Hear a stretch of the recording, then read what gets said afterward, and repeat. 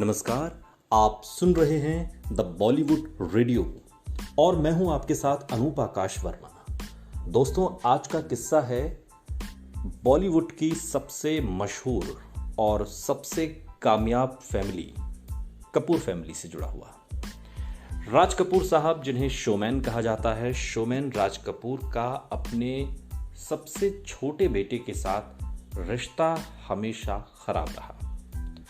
वजह थी एक कामयाब फिल्म, एक कामयाब हीरोइन और एक असफल हीरो, और उस असफल हीरो का नाम था राजीव कपूर। जी हाँ, हम बात कर रहे हैं शोमैन राज कपूर के बेटे राजीव कपूर की।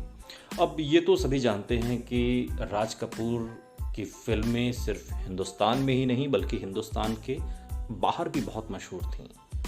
राज कपूर का नाम जितना हिंदुस्तान में था उससे कहीं ज़्यादा बाहर भी था, और उस दौर में उनकी फिल्में कई देशों में देखी जाती थीं।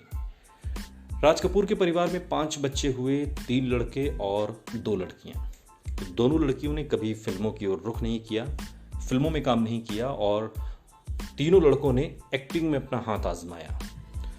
हम सभी जानते हैं कि ऋषि कपूर एक कामयाब हीरो के तौर पर उभरे, और रणधीर कपूर ने भी कई फिल्मों में काम किया। कुछ फिल्में हिट रहीं तो ज़्यादातर फिल्में फ्लॉप भी रहीं।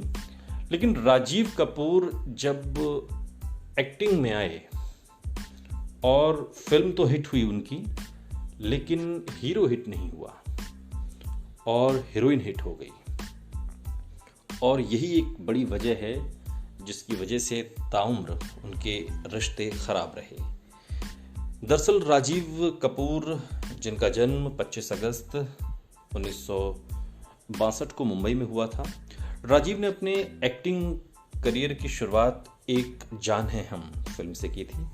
राम तेरी गंगा मैली फिल्म में राजीव कपूर ने रोल निभाया था और उनको सबसे ज़्यादा पहचान इसी फिल्म से मिली थी। इससे पहले राजीव कपूर को कोई एक्टर के तौर पर स्वीकार नहीं करता था, ये जानता भी नहीं था। लेकिन कहते हैं कि यही फिल्म कपूर खानदान में कलह का सबसे बड़ा कारण बनी थी। मधु जैन की किताब है द कपूर्स, और उस किताब में मधु जैन ने लिखा है कि राज कपूर ने अपने सबसे छोटे बेटे राजीव कपूर को राम तेरी गंगा मैली फिल्म से लॉन्च किया था। फिल्म तो हिट रही, लेकिन राजीव कपूर की वजह से नहीं बल्कि झरने के नीचे नहाती हुई मंदाकिनी की वजह से। जहां एक और फिल्म चर्चित होती जा रही थी, वहीं इस फिल्म के हीरो राजीव कपूर की अपने पिता के साथ नाराजगी बढ़ती जा रही थी। दोनों के बीच अनबन की नौबत तक बन चुकी थी, और राम तेरी गंगा मैली ये फिल्म दरअसल मंदाकिनी के इर्द गिर्द है। इस फिल्म का ताना बाना कुछ इस तरीके से बुना गया है कि ये फिल्म गंगोत्री से बनारस और बनारस से होते हुए जब कलकत्ता तक पहुंचती है तो ये मंदाकिनी के इर्द गिर्द घूमती है। फिल्म हिट होने के बाद भी राजीव कपूर को इसका कोई फायदा नहीं हुआ, और मंदाकिनी रातों रात स्टार बन गई, सुपर स्टार। लेकिन राजीव कपूर तो वहीं के वहीं रह गए।